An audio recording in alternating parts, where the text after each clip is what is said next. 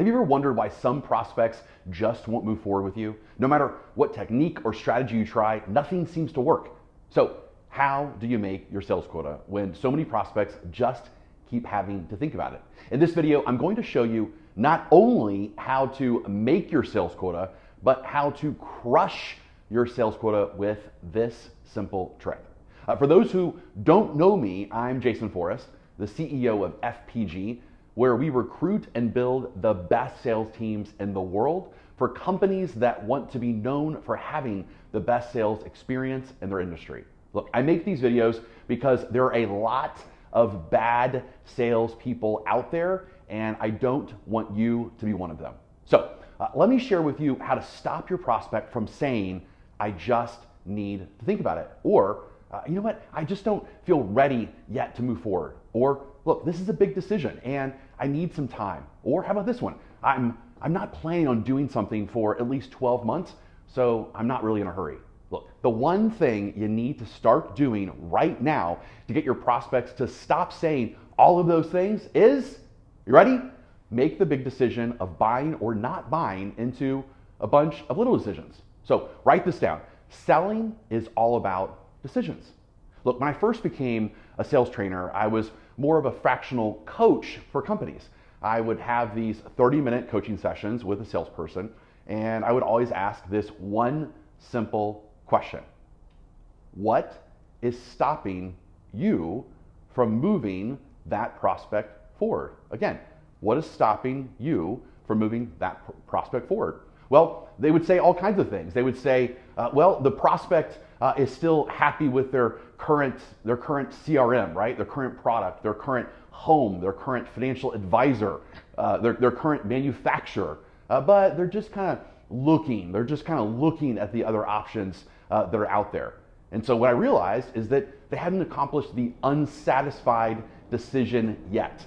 Or they would say something like, look, they're worried about the current war with Russia and Ukraine, or the recent layoffs, or the stock market crash. And so what were they saying? They were saying that they had some concerns about the economic climate. And so we needed to resolve the economic climate decision for them. Or they would say something like, you know what, it's not really in our budget right now, either from a business perspective or a personal, individual consumer perspective. So what is that? That's the financial decision. So again, we haven't helped them through that. Or they keep saying how expensive we are, and they don't really understand our value proposition compared to our competition.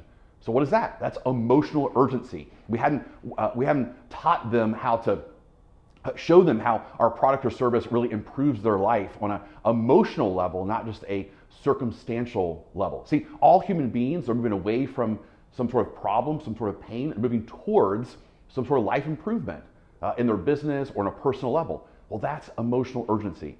Or the seller would say, you know what, the prospect keeps saying that they have to run it by their board or their financial advisor or their realtor, or they have to talk to their spouse about it.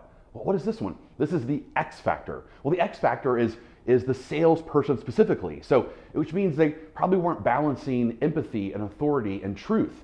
And so they need to improve that kind of trust in the seller. Because if they trusted the seller, they wouldn't have to run it by, again, the board or financial advisor or the realtor. That's what they're basically saying.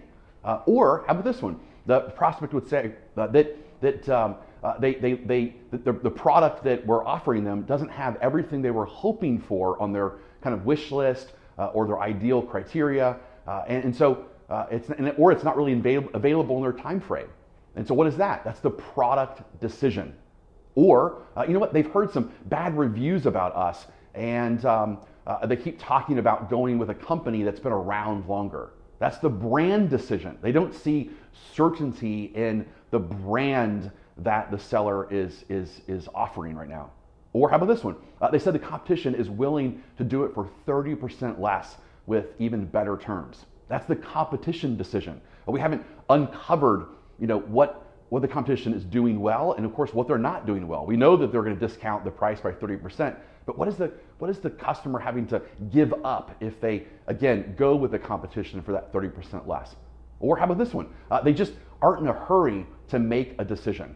Well, that's the circumstantial decision. This is all about showing them that the sooner they act, the sooner life will improve. And if they don't decide to act right now and take massive action, then they're going to miss out. And so what specifically are they missing out on? Okay, so when I would coach these individual sellers, it was just the most amazing thing, because they would tell me, hey, here's the specific reason why this prospect is not moving forward. And again, what I learned and what they learned through me and through our coaching together is that they had all these little micro decisions that they were uncomfortable with that needed to be resolved before they can make the overall big decision of buying from the seller, from buying their product or their service. So again, if we've answered all of their questions and resolved all of their concerns, but they still haven't bought, then what is that? Well, that could be the overall kind of decision. And in that case, it's about reminding the customer, here's all of the micro decisions that we talked through and we resolved for them, and now all they need to do is make that final decision to take massive action. Okay, so here's the point, is that right now, if you want to be a top 1% sales professional, what I call a warrior, which is the best version of you at any given time, to move a sales forward, you have to take the prospect through these 10 different decisions. And when you take them through these 10 different decisions, then again, it gives them resolution. One of the biggest concerns that people have is that idea of ambiguity when they're kind of on the fence and they've got that indecision. Well, that's because as a seller, we're not proactively taking them through a process to understand, solve, and resolve all these little decisions. So, look, in the end, these decisions will determine whether a deal progresses or it pauses or even it stops. And I want you to think of it like this, is like the great U2 song, With or Without You. That your prospects are figuring these things out, right? They're going through these decisions with or without you. They're deciding if it's the right time to buy from an economy perspective. They're deciding if you're better than the competition. They're deciding if it's within their financial means or their budget and it's worth them doing. They're deciding all of these decisions with or without you. So in order to be a top professional, a top sales professional, you must do it with them so that you can control the variables. So again, here's what you need to do going forward. Number one, that you got to create a checklist around the buyer's decisions.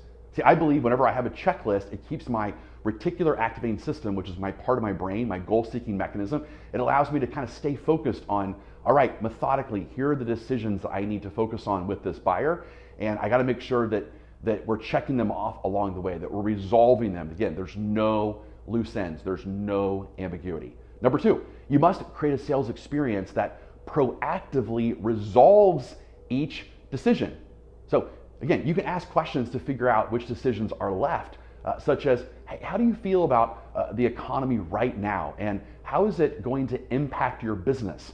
They're either going to say that they're concerned about the economy, or they're going to say it doesn't really impact them. Either way, you must know so that you can lead, protect, and serve them. We always want to lead our customer, again, away from that pain and towards that life improvement. We want to protect them from their own insecurities and fears, as well as want to protect them from some of the con artists that are out there that are trying to sell against you.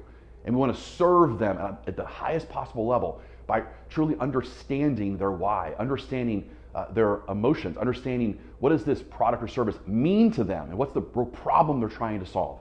All right, a mental leash, which again is nothing more than a limiting belief or a resistance that you might have, is you might say, look, hey Jason, but if I ask them about the economy or one of these potential kind of concerns, then maybe they haven't really thought about it yet. And now I'm bringing up some sort of new objection like the competition or the economy or something that, again, they haven't thought about.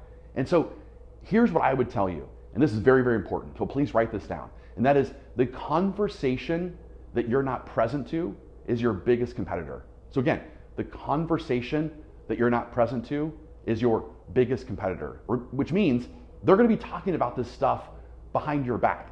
And so you want to be a good kind of PR expert, and you want to make sure that you're controlling the narrative. You want to control the variables of what they're talking about behind your back. And number two, in most cases, look, I want you to copy the wisdom of the great American philosopher Eminem. I love this philosophy that Eminem has. You have one shot, one opportunity with each prospect to figure out what's stopping them from moving forward. So you either need to take it or you're gonna let it slip away. All right, until next time, this is Jason Forrest. Push yourself to become a better version of you.